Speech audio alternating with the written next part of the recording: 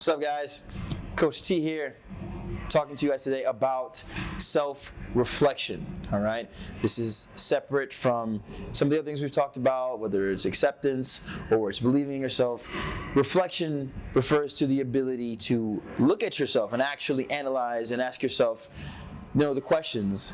Am I who I want to be? Am I living the way I want to live? What are my goals? And is my day-to-day life aligned to help me get to where I want to be? So it's pretty simple. Ultimately, a lot of people, I think it's very common for us to live kind of just in the moment. It's very common, and I say people, but honestly, a lot of times I'm referring to myself because this is how I live my life, a decent chunk of.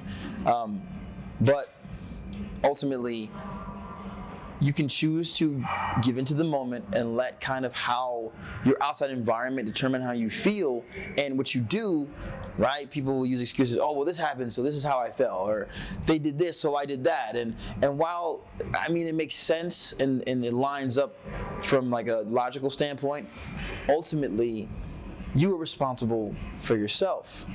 And having that reflection, having that introspection allows you to honestly, criticize yourself and allow yourself to see where things could have gone differently.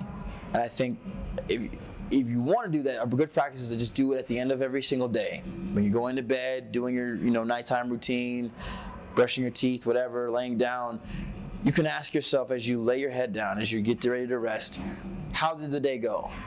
Right? Like, what things were out of my control, what things were in my control, and what things in my control did I handle pretty well? What things do I want to work on? What things could I have done a little bit better? And then you just try to focus on those things for the next time. You don't beat yourself up. We're not going to sit there and tear ourselves down. We're focusing on what we can do to improve and giving ourselves grace and love along this journey, because no one's perfect and you're never going to be perfect. And while there should be accountability as a part of your reflection, you also have to give yourself love and grace, because we all deserve that. And you're not going to really grow into who you're supposed to be if you're not willing to give yourself that time and patience. So at the end of the day, practicing reflection, practicing introspection, those things can lead to, in the future, actually staying in the moment. So when you feel yourself losing control or maybe getting a little triggered by a person or a situation, you take a breath and you, from those past experiences of thinking about what you could do better, choose to do better. Because at the end of the day, you can always choose and you always have the choice to operate at a higher frequency than the situation that you're in. Someone's yelling in your face, you don't have to yell back. You don't have to stoop to their level. You don't have to match their energy.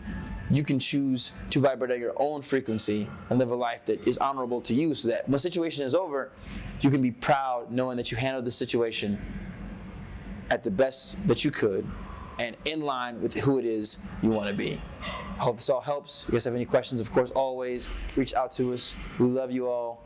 Talk to you next time.